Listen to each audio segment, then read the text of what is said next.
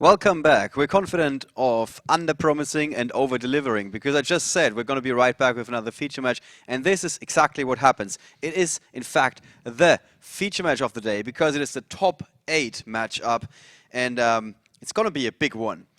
Going into the top 16, if you look over the bracket, you had 2 names standing out, and those are Piranowski and Eugen Heid, 2 Germans who have come very close, or in Eugen's case, won last year at the European Championship. Many times before. The 2 veterans in the top 16. The only other player that comes close, in my opinion, is Luigi Alici from Italy. Those are the only 3 that have had lots of success at the premier level scene, so to speak. So after the dust had settled in the top 16, both of these guys were out. And we just heard this is basically the story of the weekend. You gotta love this one. This is worth it. It's worth it. You know that we got this saying of the curse of Anubis when somebody tears through the field in the Swiss rounds, goes undefeated, goes in the top 64 and gets knocked out. We call it the curse of Anubis. Yeah. Martin van de Wetering from the Netherlands found the perfect way to beat that curse by going 8-0 on the second day and then oversleeping on the first day and then oversleeping on the second day. He didn't show up at all for round 9. He showed up in round 10 after the round had already been paired, so he also lost round 10 this way. And then he was like, okay, that's not the ideal start in the day, I guess, but I slept, you guys didn't. Yeah, he slept in and still made the top cut. Yeah. It's basically, he's like, oh, I went 8-0. I got 2 buys tomorrow morning. I'm going to sleep in. It's like, was that intentional? Did he say it was intentional? I didn't check yet. I want to check. If so, the Dutchman has impressed me the most. I say he's brave. If he did that on purpose, he's just like, I'm not coming in. I'm going to sleep. Are you crazy people? All right, so here is Martin van der Wetering. And the other player, and this is also surprising because we're at the European Championship, is a player from Israel. Ido, Raphael, Marcus, 3 first names. From Israel, he's playing Shaddoll, just like Martin. Both of these guys are playing Shaddoll. I know that some of you guys are going like, why don't you show us the Necros mirror match? Finally, we want to see some Necros mirror match. Well, the thing is, we can't. There's only 1 Necros player remaining in the top 8. Yeah, that's crazy. And he's going up against Daniel from the Netherlands, who actually only tested 5 hours total for this event. Not 80, just 5. And I really hope he makes it with his anti-meta Shaddoll deck. His Shaddoll with anti-spell fragrance and all those cards that combat the Necros deck. So only 1 Necros player remaining. Before we go into the match, let's take a quick look at the country breakdown again, guys, so you can see what nations made the trip to the Irish capital, Dublin. That is, of course, the country breakdown at the start of the tournament, and you can tell the UK coming up. Huge numbers here. And the big markets, Italy and Germany, the 2 largest European markets in 2nd and 3rd place. Makes sense that there are so many players from there, even though they have to fly in and the trip takes a little longer because we simply have so many players from these markets. All right, let's now compare these numbers to the initial breakdown for the duelists and their countries at the start of the day. Now you can see that Germany, Italy, and the UK are tied. That rarely happens. Yes. There's usually like 1 UK guy. Right, and you got to give credit to the Italians because they were in 3rd place. Now they are tied for 1st. So they tied the score there. And Germans also, in relative numbers, went up a little bit. The Irish players, only 5 of them remaining in day 2. Well, but still a very diverse field. And then we got a 3rd graph for you guys, and this is the top 64. And at this point in time, Germany is a little bit ahead, 15 out of the top 64. Italy in 2nd place, UK in the 3rd place. So we still have these 3 nations at the very top. And now we don't have a graph for you guys, but I can just tell you that in the top 16 we had 4 Germans and 4 Italians, UK with 2 representatives, and Israel suddenly in the 2nd spot, tied with the UK with 2 representatives. So well done, Israel. Yeah, absolutely. Fair play to you guys. And now in the top 8 we got 5 players from different nations. Slovenia, Germany, Denmark, Netherlands, and Israel, and 3 players from Italy. So it seems like Italy is now moving ahead of the rest of the field. With that out of the way, let's take you to the feature match table where we see the smartest player in the room, Martin van de Wetering, who just decided to sleep in today. And let's see if that was gonna prove key in his match against Ido Rafael Marcus from Israel. I envy that. If I'd have just turned up 2 rounds late, I'd have got fired. I'd just be like, don't worry, guys. It's like, we went AO yesterday. I'd be like, no, that's not okay, man. Yeah, you should have just told them, hey, I didn't make any mistakes or something like that. Just say that to Peter and see how that goes down. Yeah. I expect he'd actually throw me in the river. Yeah, I think Peter would have been something like, nice try, now you work. So what we're looking at is Martin is playing a Shaddoll list with Fire and Ice Hands in there and the Star Seraph engine. He's main decking 2 Effect Veilers to help him summon his constructs, whereas his opponent, Ido, is actually not playing any Fire and Ice Hands or even playing the Star Seraph engine. He's just playing something more traditional of the Shaddoll deck. And that's different compared to Daniel's list, the Danish champion, who was didn't even have the space in his deck to max out on Shaddoll fusions. Yeah, but both of these players actually only playing 2 copies of Shaddoll Fusion in their main, but they're playing 3 L Shaddoll Fusion, the quick play, because the advantage of being able to dodge your opponent's disruptive cards or their removal or put an additional attack into the battle phase is extremely powerful. Right. So here we go. This is the very first turn with Ido Marcus going first. He's got a Thunder King Ryo. Good against many other decks. I guess not so good against Shaddoll, but he doesn't know that, of course. Yeah, well, he might know, but again, both of these players are playing mistakes, so they're perfectly happy giving up their ability to search. Right. So Shaddoll Hedgehog in his hand, waiting, and this is his field with 3 face down Spell Trap cards. And Martin is going big, right from the beginning. Going straight for a construct. Interestingly, he's giving up his Star Seraph Scepter, because that could have been normal summoned to... Oh, he can't get the search because of Thunder King Ryo, so it's useless to him, so I can understand why he's given that up. Okay. But the difference here is Bottomless Trap Hole is going to be able to answer the construct. And Bottomless Trap Hole is one of these many super old cards that we haven't seen in quite a while, to be honest. Yeah, it kind of just fades in and out of popularity. It really depends on how it affects the big decks, because it can take out an entire field of Clifford Pendulum monsters. Against the Tellarknights, you can't use it against the Dieltros because it protects itself from that. Oh, we're seeing El Shaddoll Fusion being chained to that construct. But Bottomless Trap Hole, yeah, it's a really good card. I can't really say anything bad about it unless you're playing against Burning Abyss, and then it's and then it's nah. All right, so 2 fusion summons in 1 turn. Yep, and he makes a second construct. Oh wow, using the effect variant hand. So he's pretty much thrown his whole hand into this turn 1 fusion monster. Yeah, he's very committed to that play. And huge advantage for Ido Marcus if he finds a way to get rid of that construct, of course. Well, his 2 face down cards, unfortunately, are just Soul spell Charge cards, and yeah. Shaddoll Fusion, so neither of them are going to be able to interact with his opponent in this turn, at least. So I think we're seeing a Squamata being sent to the graveyard, which will then send an additional card to the graveyard.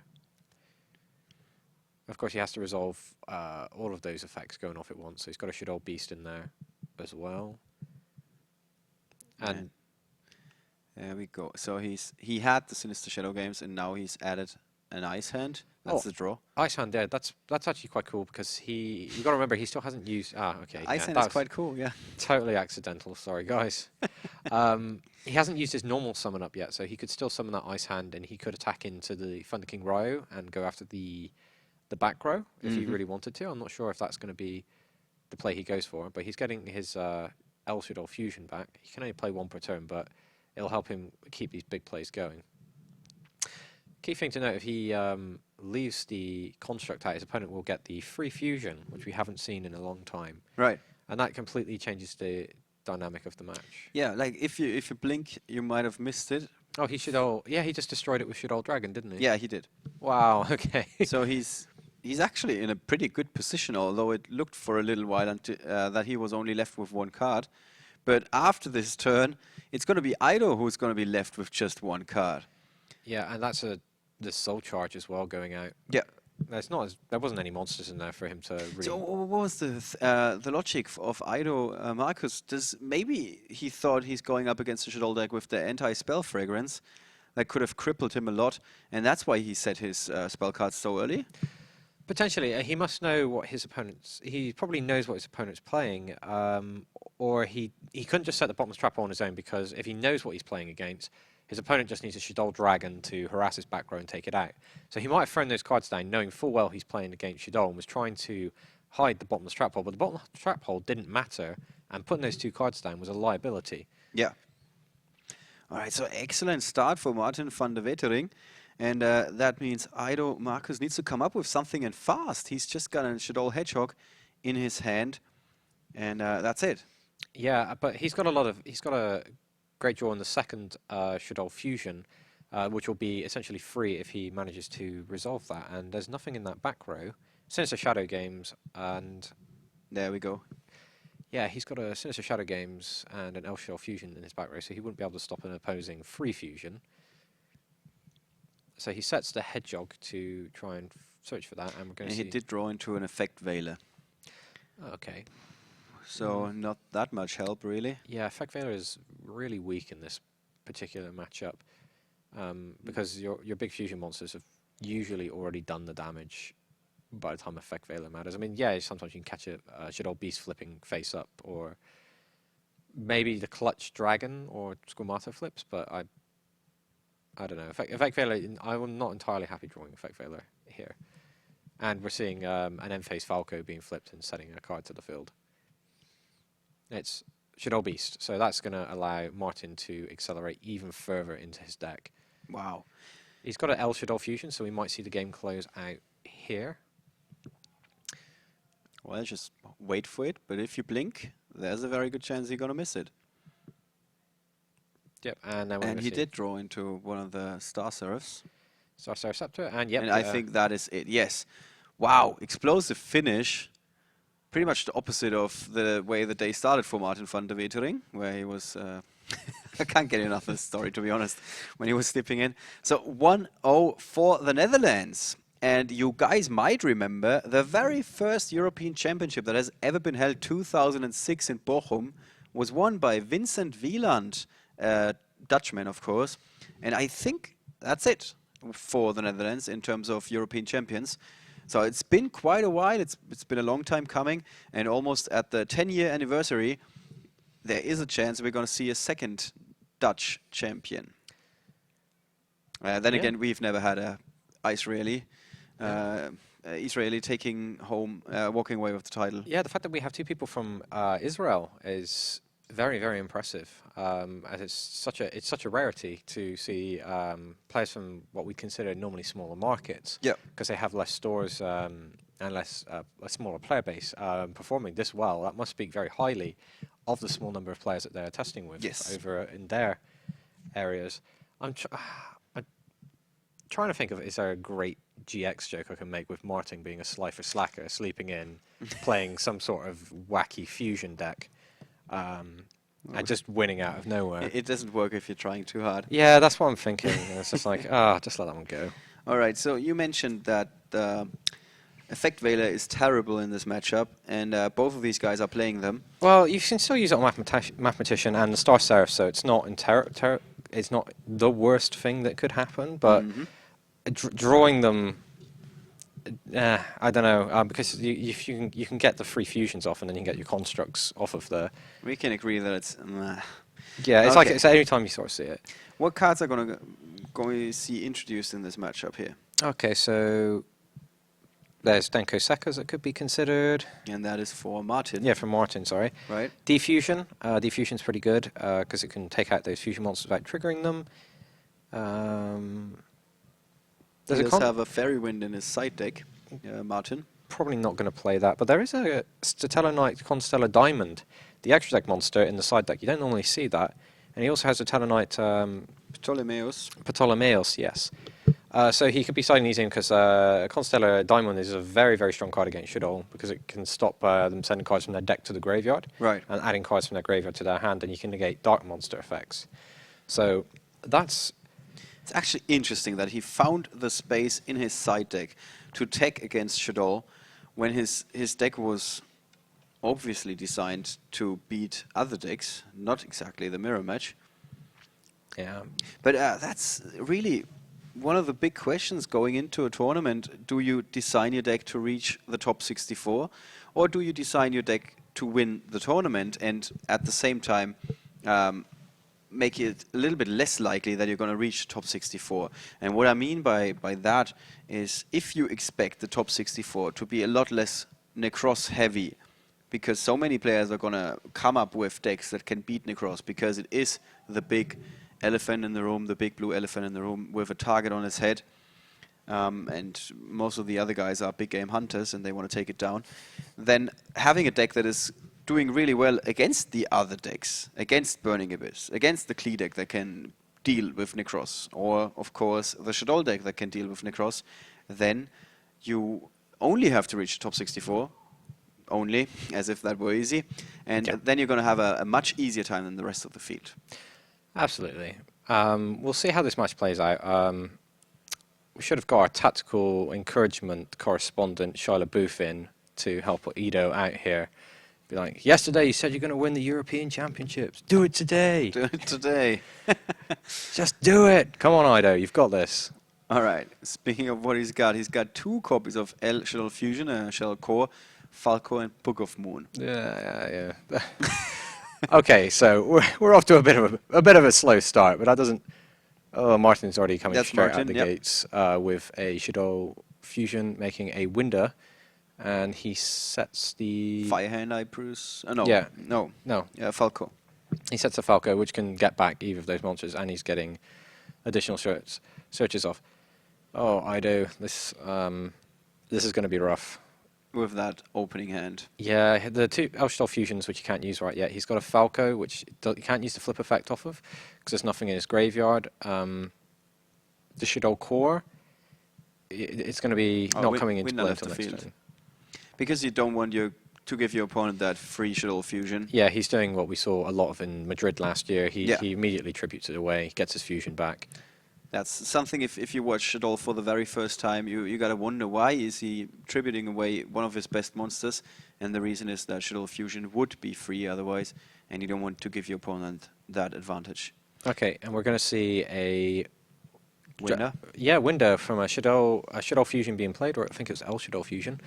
Yeah, it was one of the 2 L Shaddoll Fusions. Yep.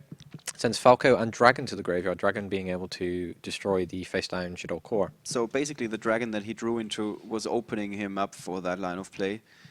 And very important, otherwise he would have been sitting there with nothing. Yeah, he would have been passing a turn, and against a deck like Shaddoll, which can just come out of the gates and smash everything, without having any sort of Valkyrus or sort of out to that, it would have been really rough for Ido, so he's actually now got onto the field. So very good for him that he went second. Yeah, that extra draw really made the difference to his opening hand. All right, speaking of hands, Martin's got an Effect Veiler now, and he just... didn't he have a hand? He had a fire hand, he just discarded it with Shaddoll Beast when it got flipped face up by the attack of Winder. Oh, okay. So what have we got? Now he did draw into a mistake. Shaddoll Fusion being played. It's a free fusion, and there's a Book of Moon to make it not a free fusion.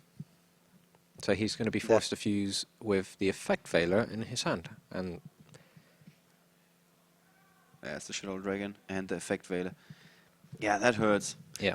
And very timely Book of Moon here. So the logic is once that Winder is face down, the game forgets that it's a monster special summon from the extra deck. Is that correct? Yeah, and the fact that it's face down, it's not a monster special summon from the extra deck, so he won't be allowed to use monsters in his deck as fusion material. And we're going to see the second El Shaddoll Fusion chained and Shaddoll Core, which will allow Ido to make any Shaddoll monster that he wants from his extra deck. So he might go for Shekinaga, or... Well, actually, does he have anything in his hand? No, that wouldn't make sense. What's he considering? Let's check his deck list real quick. Yeah, Ido he could go Construct. He does have Shakunaga. Making another window doesn't really make sense. And Nautilus. There we go, it's a Construct. Okay, so he's got the two Constructs, so they'll bounce off of each other. Well, they won't bounce off each other, they'll both destroy each other. But he'll get the Shaddoll core effect and... Right, so that's fair game. And Ido currently with 0 cards in his hand. And those... That's not quite up to date. Yeah, there's so many cards flying around, sometimes that just happens. Yeah, you cannot blame the volunteers that are helping us out. And let's check again. Martin is holding on to a mistake. He didn't cite those out. No, he kept those in. That's quite interesting. When you know the Shaddoll decks are more than happy to play Mistake, he left those in. What would he... I mean, cards that... right, okay, because, yeah, his opponent, Ido... No, Ido's not the one playing the Star Seraph engine. Yeah, that is Martin. Yeah, that would have made sense if Ido would have left the mistakes in. It would have made more sense to me, but... You know what? He's in that table, on that table. I'm not, so I'll trust his decision. I'm not sure if it's the right one, but he must have his reasoning for it. Right. So Ido went searching for that L Shaddoll fusion and another Shaddoll core after he just used one to fuse or fusion summon the construct. He just drew Max C. Max C will allow him to replenish his hand if his opponent tries to make a big push here, which can actually means he would have successfully drew out of what was a really slow start. Well, what could have been a really bad start for him. Yeah, if it weren't for that dragon that showed up timely from the very top of his deck. And now we got Star Seraph Serenity in Martin's hand. And he flips the Falco. And possibly Max C is going to get dropped here already. Or is that a little bit premature? Nope, you're right. There it is. Max C. All right. But he's not going to get any more value out of that card. Or does he? Yeah, Martin could choose to not special summon here. One of the things is that would just mean he ends up leaving his Falco in attack position. And yeah, the question is basically, does it hurt more to have a Falco in attack position, or does it hurt more to give your opponent an additional draw? It's life points versus cards. Question you gotta ask very, very often over the course of a tournament. Yeah. Most of the time, cards are winning. Yeah, he can get the El Shaddoll fusion back, so he can still just pass if he really wants to, and then fuse in his opponent's turn with the Falcon to deny that Max C any more draws. Yeah. And Ido has an effect failure, just in case that Martin starts any shenanigans. He can stop those. Yep. Oh, Mathematician, and he has two El Shaddoll fusions, which means he can have quite a big battlefield, quite a big battle phase. But we're going to see Mistake being flipped when Hedgehog is sent to the graveyard to deny Ido of that search. So, Mistake at least a 1-for-1. Yeah, and it's a timely one.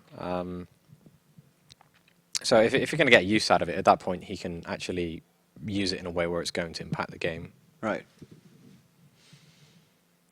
So apparently that decision wasn't that bad, at least. In this very moment, it's working in his favor. A Synchro Monster you really don't see very often. That's Samsara. Yeah. I'm just trying to remember what it does, because you really don't see Dragon of Rebirth. Yeah, Yeah, it says something if it's destroyed by battle and sent to the graveyard. you can summon one monster from either player's graveyard, I believe. Yes, and you can target one. Okay, it's very hard to read. It's very, very far away from us. And it also does special summon something. Yeah, I believe it special summons a monster from either player's graveyard if it's destroyed by battle or by an opponent's card effect. But it didn't hang around. That No. didn't really pay out to read that card, actually. That was way more effort than it was worth. So the Dragon of Rebirth, instead of bringing something back, it was sent to the graveyard. And we see another construct.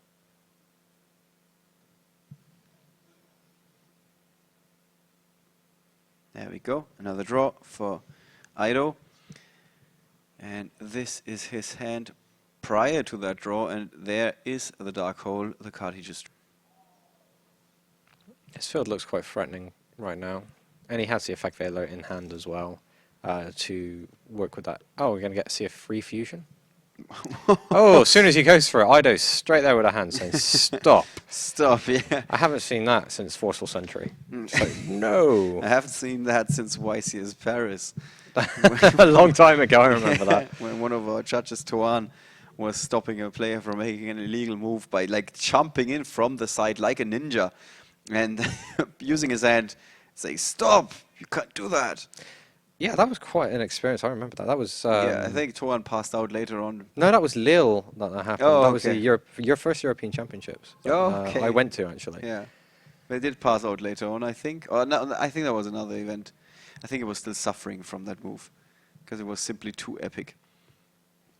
Okay, so we're going to see Effect Veiler being used.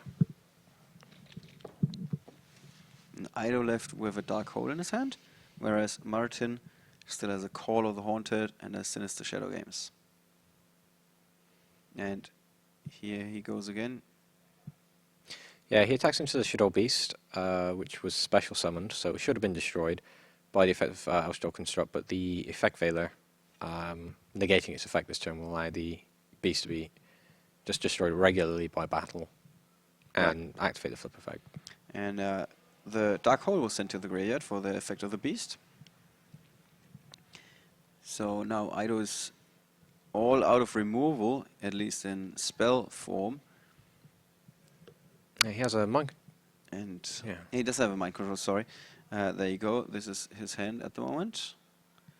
Mind control, another card. Quite old. Haven't seen it in a while. That's quite powerful. And now he's going to steal the advantage from Martin. Now we're going to see Sinister Shadow Games being flipped to flip it face up and activate it before the mind control can take control. Very neat. Very good way of working around that mind control for Martin.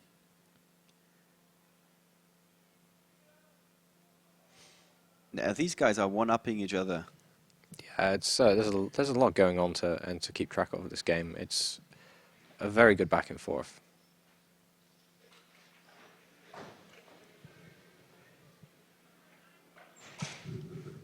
All right. So Aido checking his face down cards. Let's check them together. We do have an L Shaddoll Fusion, Shaddoll Core, and a second copy of L Shaddoll Fusion. You can only play one of those per turn, but it's this is a really fun match of fusion monsters jumping in and out of battle. Okay, so we're going to see the Shaddoll Falco effect setting another construct face down. There we go, that's the field of Martin, who's playing without any cards in his hand.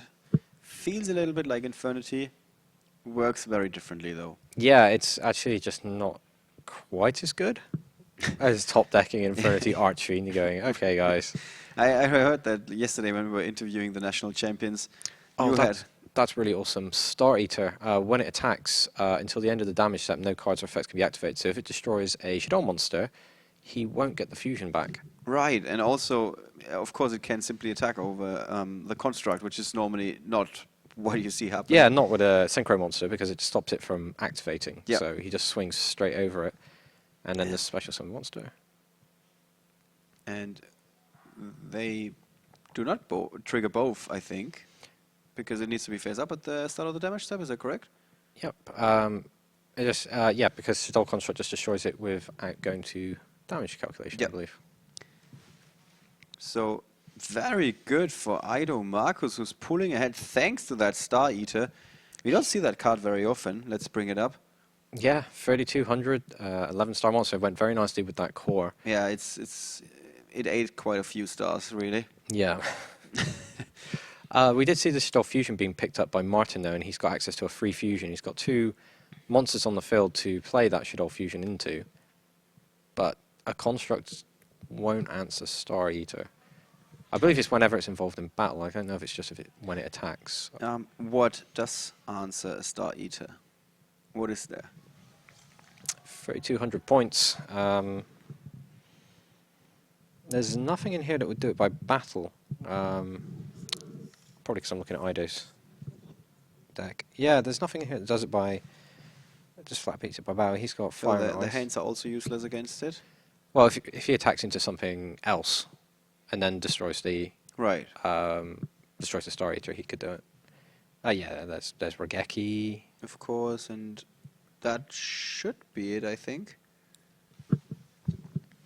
Okay, so we're going to see a cool Haunted being used. Well, let's see. Martin is the expert. He might show us how to best that monster. This time it's Ido Marcus playing without cards in his hand. Everything's on the field. Yeah, we're getting to these later stages of the game now where you're forced to actually commit your cards to the field. You're not trying to conserve them. You're fighting for control of this field. It's not going to be a few simple, easy, direct attacks to win the game. All right, and Martin now left with just Shaddoll Fusion in his hand. And that is his field. Now, what's his next play here? What is he going to follow it up with? So he's got the Shaddoll Fusion in hand. He hasn't played a Shaddoll Fusion, and he can use materials from his deck. He doesn't have any cards in hand, so making a Shekanaga doesn't even wall out the Star Eater because it's only got 3,100 defense. So it's less ideal. Yeah. To say the least.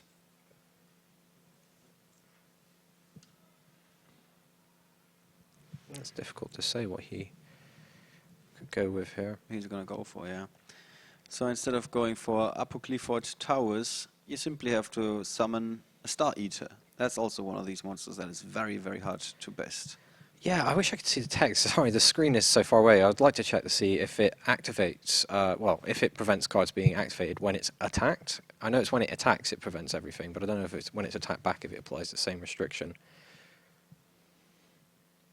I think it's if this card attacks. If it attacks. It is unaffected by other card effects until the end of the damage step.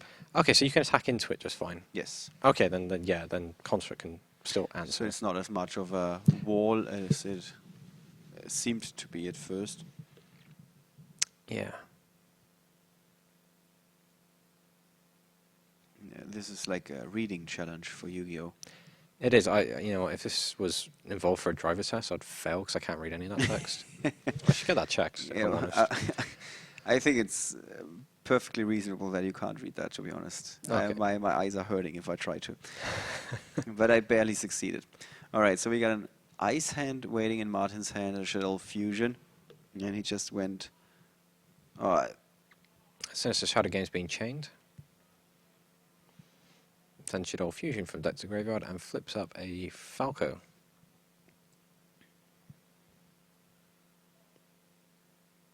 And now he's gonna... What is he gonna go for? Was it a second Falco? No, he can't target a Falco. Oh. Okay, it happened so fast. Now we're gonna have it on the right hand side of the screen in just a second. Oh, we're seeing El Shaddoll Fusion. Fusing the Falco. And, oh no, it's Falco. Just a mystery card. I think it's Shaddoll Beast. Yeah, it never showed up on the app. He gets Winder. Okay, so Winder is going to be... yeah, it was a dragon. Okay, so yes, he fuses with the dragon. The dragon destroys the Call of the Haunted, which takes down the construct. And now the Ice Hand is far less effective because Winder's in play. He can only special summon once per turn. So he attacks the Ice Hand and he can get Fire Hand. If he attacks again, he can't get another Ice Hand. Right, so basically it was the perfect out for Ido Marcus here. In fact, even if he attacks the Ice Hand in, his opponent has no spells or traps to destroy. Right. So he saw a play that is absolutely ideal.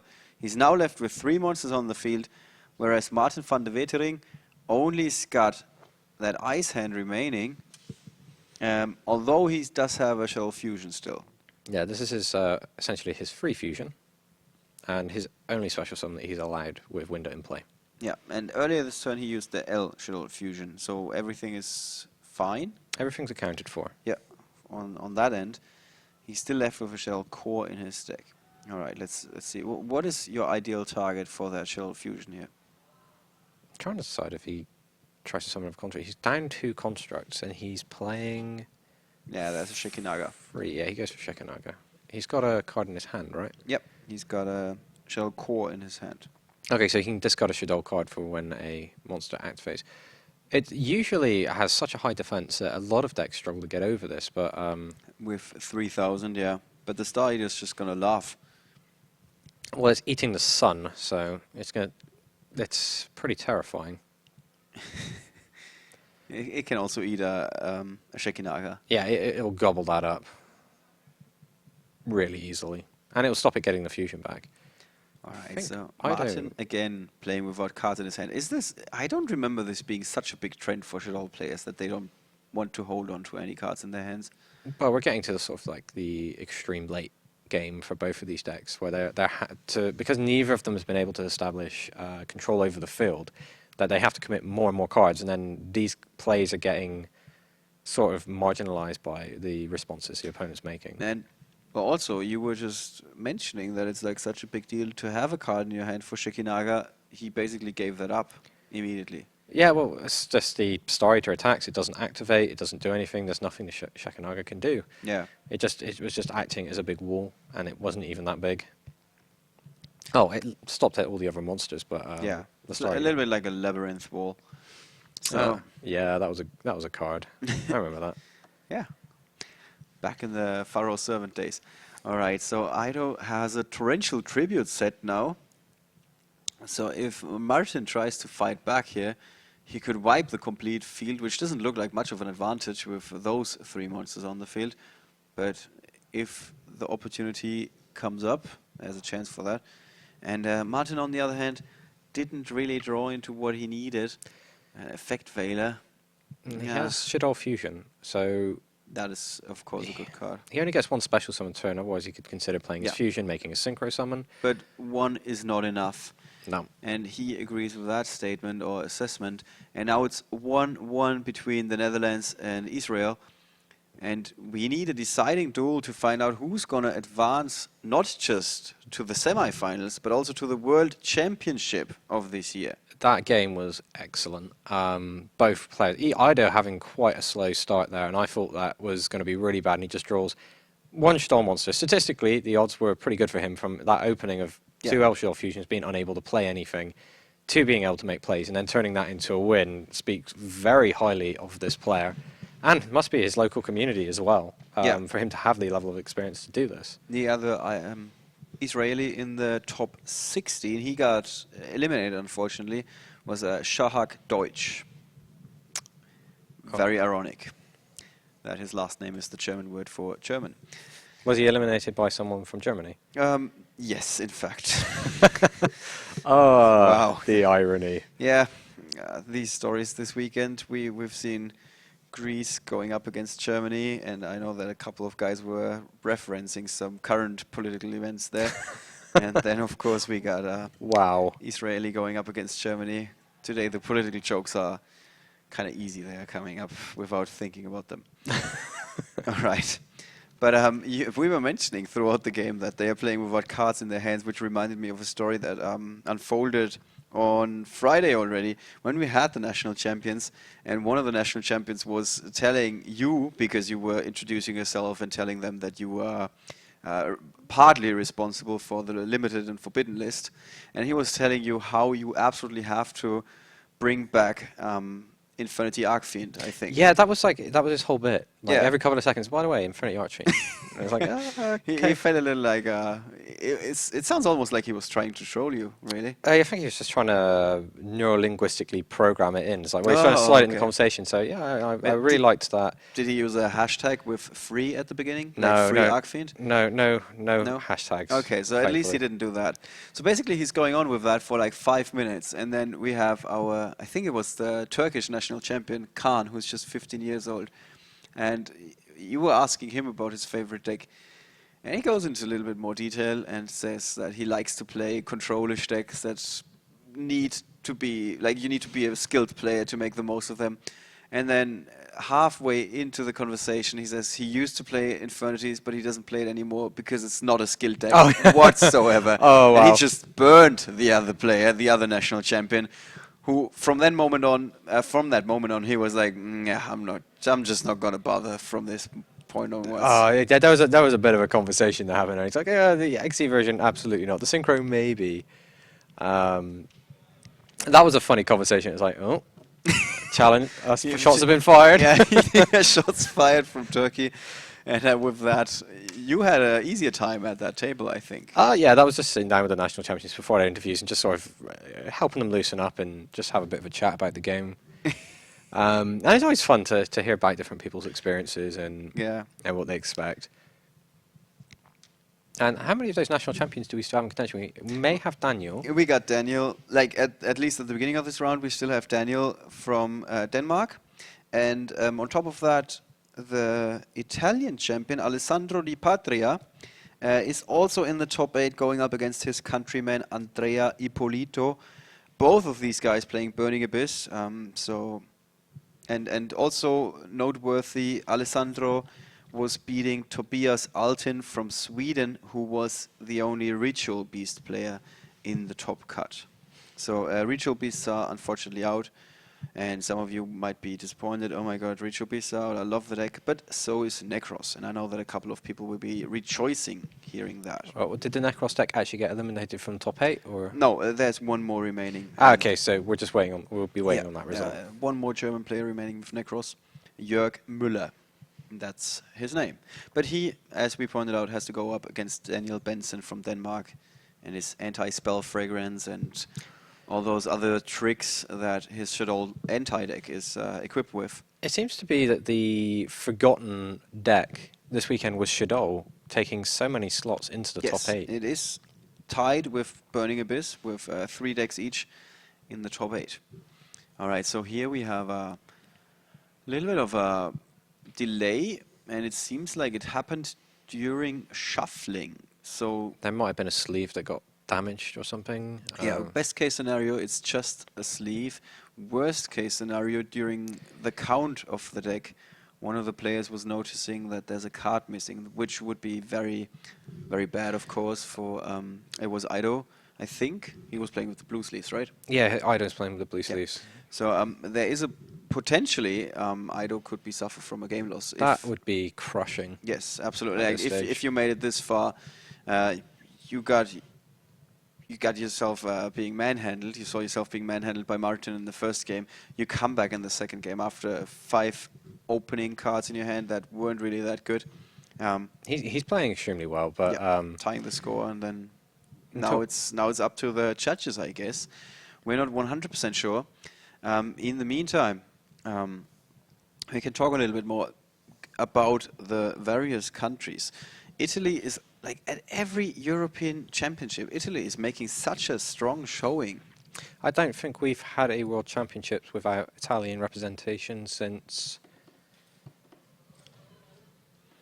Yeah, all right. There's a we've just been told that there's the head judge is going to be involved, and since you guys are not familiar with the layout of our venue this weekend, very beautiful venue, by the way, everything happens downstairs apart from everything that you guys are seeing. Yeah, actually, it's with wizardry. We've managed to fake the entire studio where we've got the players playing. Yes. We've just got the upstairs floor, we've got the projector, so people are watching up here and stuff. Right. So we got the carnival games, of course, upstairs, and as well as that, we got the feature match area, and, well, our lovely selves are upstairs. This is what's happening here. And speaking of the carnival games, You guys had a feature on one of the special thingies that we are only having this weekend, right? That was the token cards. We never actually got to do that feature in the end. Oh, okay.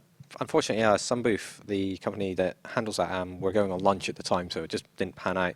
But yeah, we had it so you could get yourself put on a token. I think I've actually still got my tokens here, actually. Are you sitting on them? No, they're in my pocket. They're in my pocket along with my phone. Hang on. Oh, you got a whole set. Yeah, I got lots with the coverage buddies. You got a lot of mini mats. I mean, one of the funniest things about my original token is I had two made, and I gave one to a UK player, Gihan. Yeah. Always wears a Superman shirt at these events. Suntan Superman, Gihan. That's the guy, yeah. And I accidentally put my token through the wash. So for the longest time, my very, very rare token was something so rare, even I didn't own a copy of my own token. Mm-hmm. And that was kind of weird because he pulled no punches when he was making fun of me for that. Yeah, I mean, I think he's got a good reason to. Yeah, I kind of had it coming. I mean, with washing, I just chuck it in and hope for the best. Who sorts it? So, in the meantime, the head judge has... Did I say head judge? No. You said head judge. Head judge has arrived at the table. I think we're going to have Kiwi Huang from the UK, who is resolving this situation, first by listening to both players, getting the input from them, and after both of them had shed some light on the situation at hand, he's going to make his ruling, which apparently already happened, it seems. And I think we're almost ready to get our game on with the last game in the top 8. And the other head judge for this event is Martina Kölsch from Germany, in case you're wondering. These two have done a tremendous job, as far as I can tell, with us trying to cut down the time in between rounds as much as possible. Yeah, I'm very happy with the performance of both the judges. We can actually get a good sight of the cards in Martin's hand here, and it almost looks like he's holding them so low that Ido would be able to see them. It's a perception thing. I'm pretty sure he's not going, hey, take a look at this. Yeah, I see a hand. You should scoop. You should scoop. You just take a look at this. Yeah, maybe that's what he's trying to do. He's got Shaddoll Fusion in there. He's got a Star Seraph Sovereignty, Ice Hand, Shaddoll Fusion, and then 2 cards I can't quite make out. Yeah. On the other hand, we got perfect information about Ido's opening 5, which is a Shaddoll Falco, Shaddoll Fusion, Mathematician, Raigeki, and a CED, Compulsory Evacuation Device, not to be confused with the Chaos Imperial Dragon. Or Cyber End Dragon. Yeah. It's very awkward how these abbreviations are changing over the course of time. There was a time when CED always meant game over. Now it means I'm going to get rid of one monster. That's quite a difference. It's a big difference. That's actually a really good start for Ido. He's got a lot of plays open there, so he can look to see how his opponent is going to play the match and then respond quite nicely with that. Mm-hmm. I'd feel quite comfortable opening a hand like that. Even going first or second, he's got options. All right. And Martin, I think, is waiting for our volunteer to take down all the contents of his hand. No, there might be a tech. Ah, here we go. There we go. I think that was a correct read. We got the Scepter, 2 of them, in fact, and a Sovereignty in hand, an Ice Hand, and an Shaddoll Fusion. The Fusion not going to be doing much as there's no Shaddoll monsters there. But the Star Seraph Scepter and the Sovereignty will allow the Star Seraph player to play the Scepter, activate the Sovereignty, search for Sovereignty, and summon the other Sovereignty and make a free material XE monster, taking out a card from his opponent's field and drawing more cards. So he's going to be able to get through a lot of cards, providing he can resolve that play. Yep. And so far, there's nothing stopping him from that, I think. Well, yeah, there's nothing there that's going to really interfere with that. Yeah, here we go. So we're going to see that play immediately. Sovereignty. And the Compulsory, maybe, being flipped? No. Sinister Shadow Games. Sinister Shadow Games, yeah.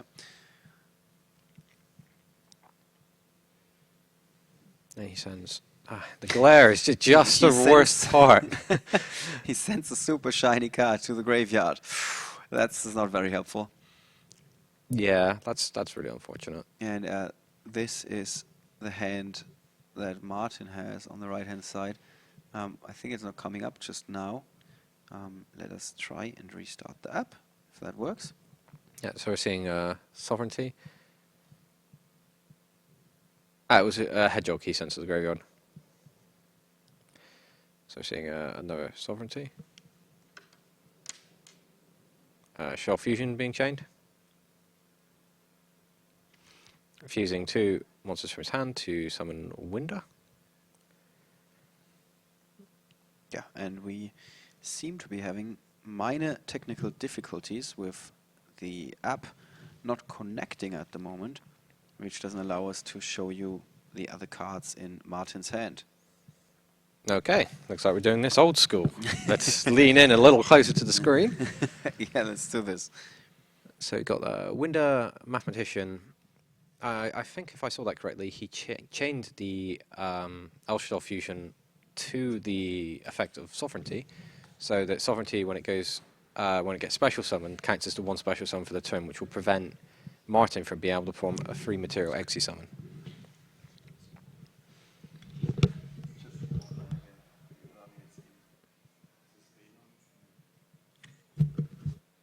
And we got some good news, as you can see, that the technical difficulties have been resolved. And we got the whole contents of Martin's hand. Yeah, Star Seraph Scepter, he's already used his normal summon, so that's not going to do him much good here. Ice Hand, Shaddoll Fusion, Book of Moon, Shaddoll Core. The Book of Moon is being activated, targeting the Winder, I think. Yeah, it flips it face down to... Oh, Compulsory Evacuation device now being used.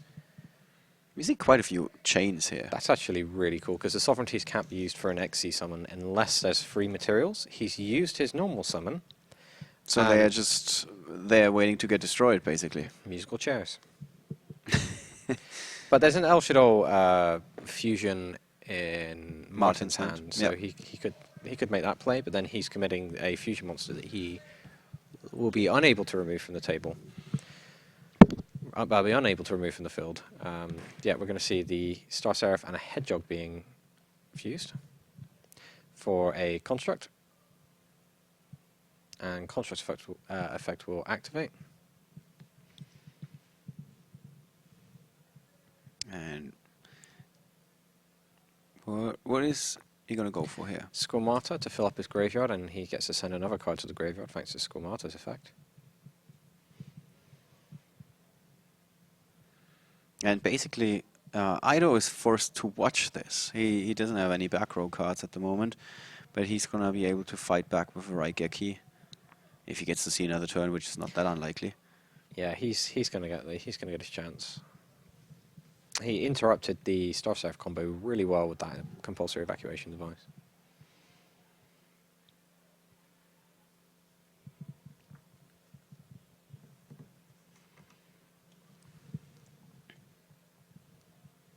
Alright, let's take another look at Martin's hand. He's left with an Ice Hand, Shaddoll Core, and Star Seraph Scepter. The one that got returned thanks to Compulsory. And he's just added a Shaddoll Falco.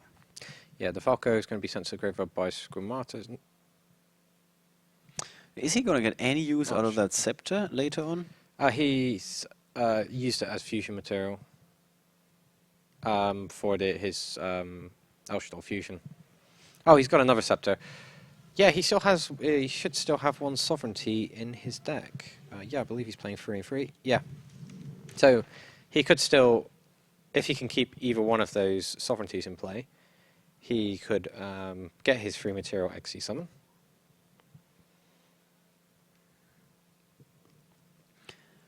So we might be seeing a huge push here. And this time, no Maxis, of course, from either player so far. Okay, we're going to see Winder flipped and Mathematician activated. Well, summoned and then it activates. We'll allow him to send 1 monster from his deck to the graveyard, which is going to be the Cerebus. That could come in. That's going to be messing with Martin's math for how he's going to handle his battle phase for the rest. Cerebus, a very aggravating card.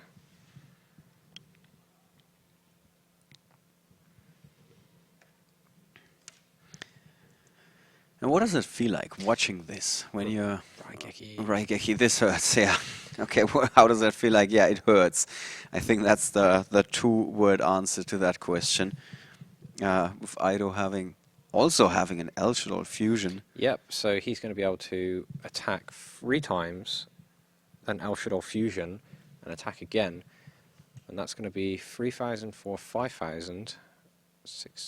7,100 damage, I see. Well, his opponent isn't completely out of options, I believe. Yeah, Martin just looked at his face-down cards, which is a Shaddoll core and an Shaddoll fusion.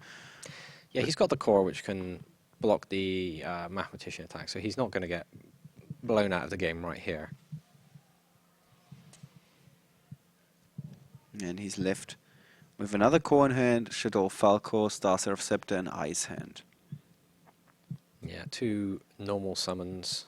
Oh, the core is in his hand. Does he have a core on the field Yes, as well? he does have an additional core on the field. Okay. Yeah, he's playing 2 Shaddoll core. Something you don't normally see. Okay, so we're seeing Shaddoll Fusion being activated. With Falco and the Sovereignty. Yeah, Falco and the in-hand Scepter, I believe. Yeah, that was, yeah, correct.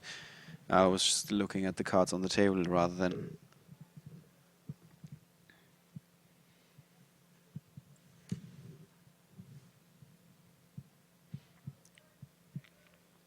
And beasts being sent to the graveyard and more cards being drawn by Martin.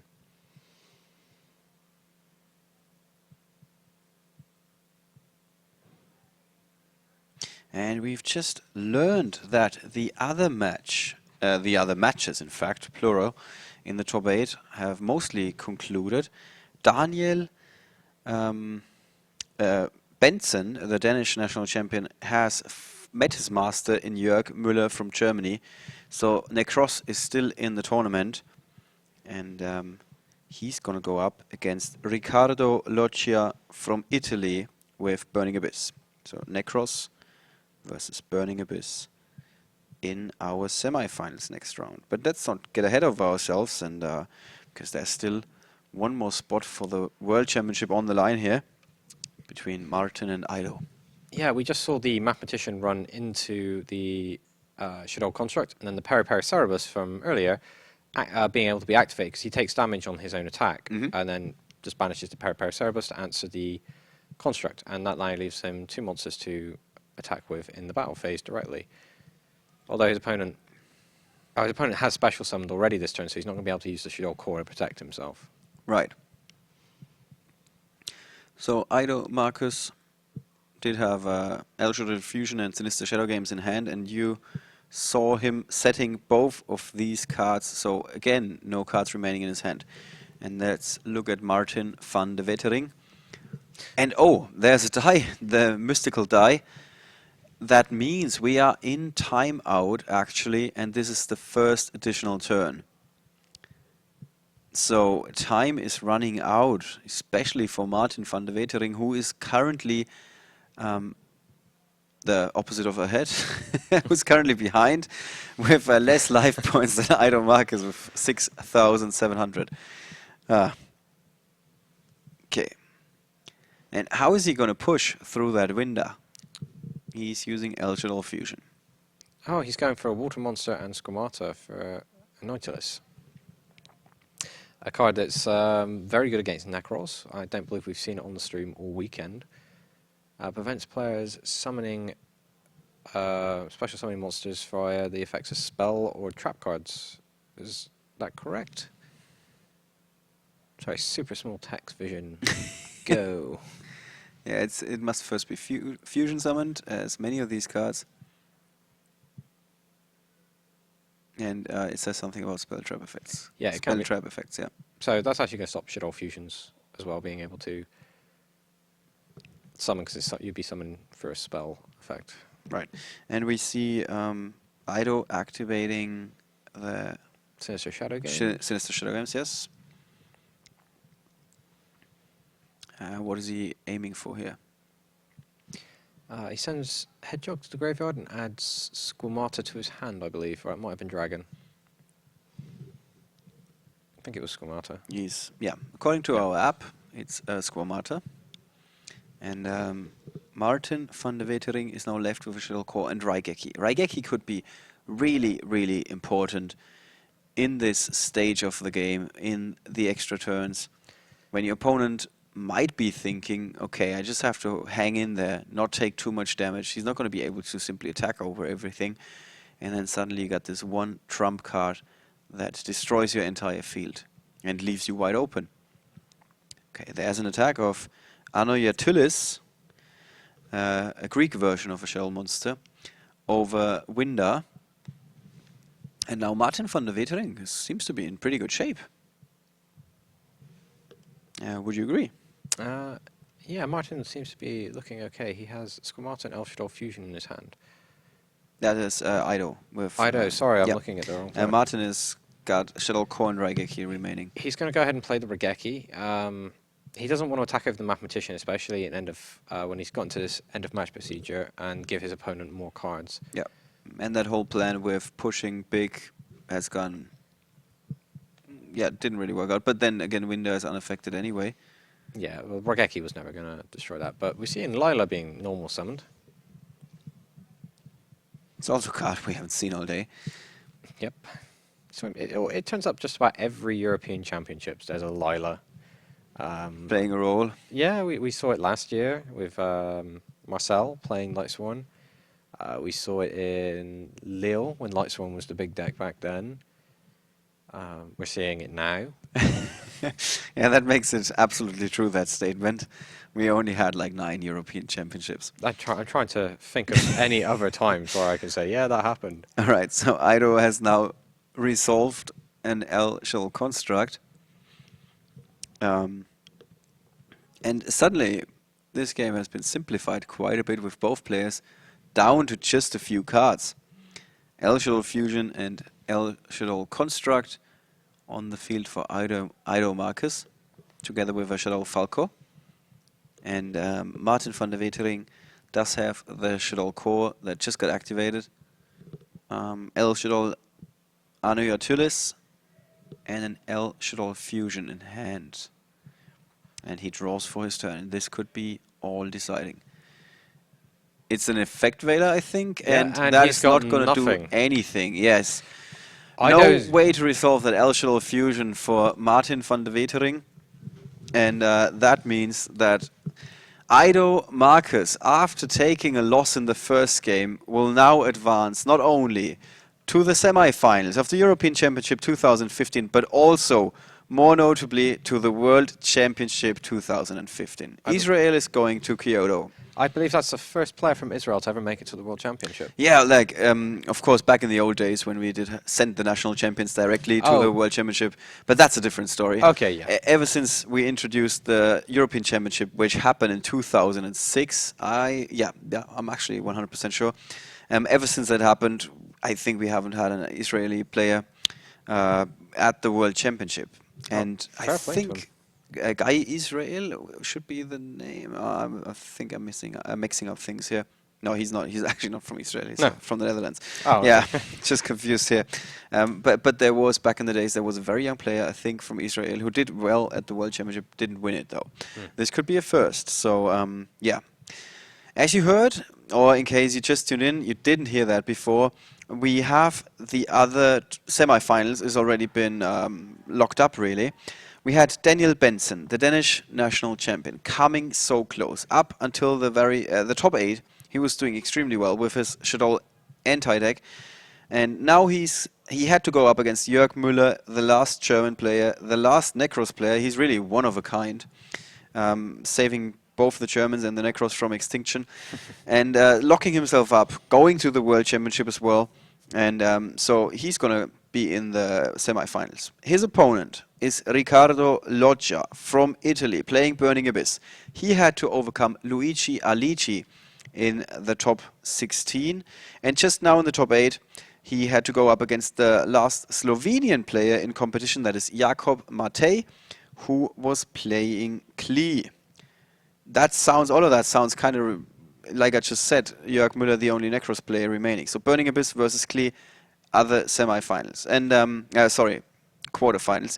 And Ricardo had the upper hand, so now we're going to see Burning Abyss versus Necros. In our tree, I'm actually not 100% sure if Andrea Ippolito from Italy, playing Burning Abyss, or Alessandro Di Patria, the reigning national champion of Italy. We see quite a few national champions doing well this weekend. If who of these two guys advanced, but I know for certain that Burning Abyss advanced to the semifinals again. So we've got Burning Abyss, Necros, and did you say we have... We got 2 Burning Abyss, we got 1 Necros, and as we just saw, we got 1 more Shaddoll deck. Okay. So, not exactly what we expected. No, not entirely what we called, but it was all within the 5 decks that were the big decks for the weekend. I had Shaddoll much lower on my rating than the other decks. Yep. But I guess maybe with the surge of Burning Abyss, the Shaddoll fusions being able to get the free fusions and stuff, and it's really worked out for them, and you've seen some excellent pilots. Yeah, and the metagame breakdown in that case is a little bit confusing because it says Shaddoll so and so many, but this also we got Shaddoll Anti, we got Shaddoll Seraph, we got Shaddoll straight Shaddoll with nothing else, and some guys crow for super crazy decks like Shaddoll Burning Abyss and things like that. So there are many different versions of Shaddoll that are doing well this weekend. All right, with that, we're going to take a short break, but as I just said, we know who's going to go up next. It's going to be Jörg Müller from Germany with Necros against Riccardo Loccia from Italy with Burning Abyss. And with that, we're signing off for the time being. We'll be right back.